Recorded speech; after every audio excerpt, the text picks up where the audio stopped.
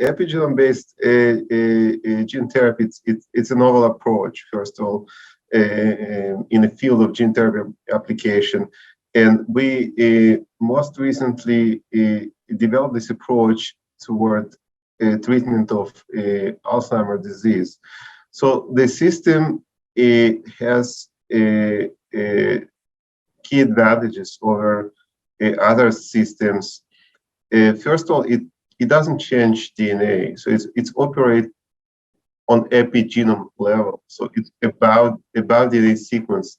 So that's always advantage. So it doesn't change DNA sequence, no mutation, no aberration to DNA. And second key element here would be that really Alzheimer and many other diseases, even though they're very complex and people don't really understand still mechanism of this disease or genes involved in this. But what is clear to us, to scientific community, is that this disease, as many neurological diseases, stem from a misregulation of gene expression on the chromatin level.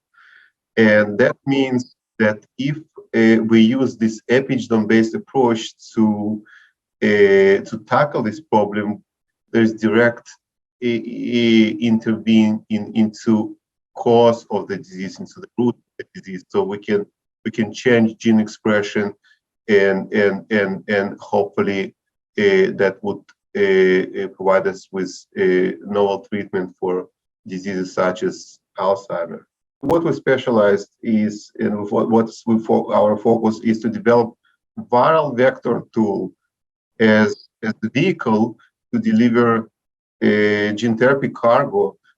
And in this case, it's innovative tool based on CRISPR-Cas system, which become increasingly popular and really give us an unprecedented level of possibilities to edit a genome. And in our case, it's again epigenome editing. So it's editing epigenome and chromatin structure. So we do have preliminary data which support our approach.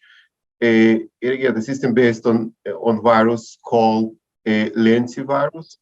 It's a vector system, so it's more appropriate to call it vector because it's not virus. It's safe.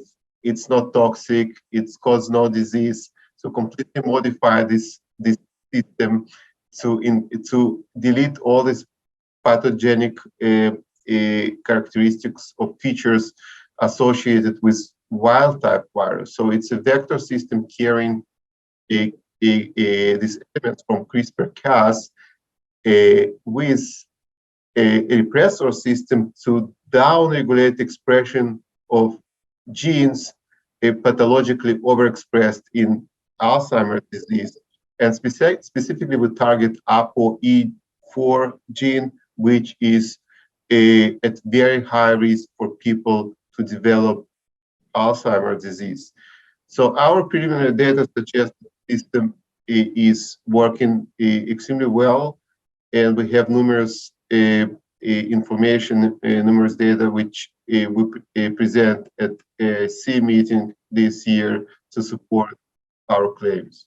And we try to take this technology to the next level inside Duke University and also outside of Duke University in my spin-out company called Clarigen, in which we will focus on the next step, which will be preclinical validation as a proof of concept of this technology in a rodent model of the disease. So we want to see really to validate this system if it works as efficient as we have proved it works in Petri dish, in vitro, what we call in vitro, in next step, which is again in vivo validation in rodent system, and furthermore we will utilize this system if it's validated in small animal models such as rodents into non-human primates, and potentially this therapy would evolve to use in human trials.